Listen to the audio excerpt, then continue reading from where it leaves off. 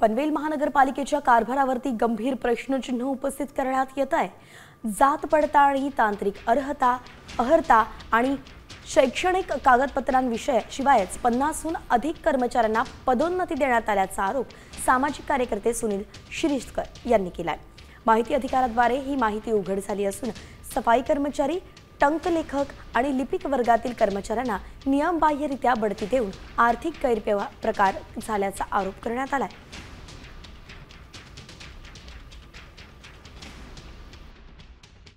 नियमबाह्य पद्धती देऊन याच्यात अर्थपूर्ण राजकारण करून डिझर्व कॅन्डिडेटवर अन्याय केलेला आहे। म्हणून आमची मागणी अशी आहे की ज्यांना पदोन्नती दिली याच्यात अपात्र लोकांना सुद्धा पात्र केलेलं आहे। त्याचबरोबर ज्यांचे कागदपत्र प्राप्त झाले नाही अशांना सुद्धा यांनी हे केलेलं आहे पदोन्नती। तर हे अत्यंत गंभीर आणि महत्त्वाचा विषय, तरी पालिकेने याची सखोल चौकशी करून यांना पुन्हा त्यांच्या मूळ पदावर आणावी अशी आमची मागणी आहे। जे कर्मचारी जे सर्व कागदपत्रांची पूर्तता करतायत, त्यांच्या कास्ट व्हॅलिडिटीबद्दल काम हे करता आहेत, त्यांनी डॉक्युमेंट्स परिपूर्ण सादर केले असतील, तांत्रिक क्वालिफिकेशन ज्यांचे पूर्ण झालेले असेल, अशा लोकांनाच त्याच्या वतीमध्ये प्रमोशनची प्रोसेस आपण करणार आहोत।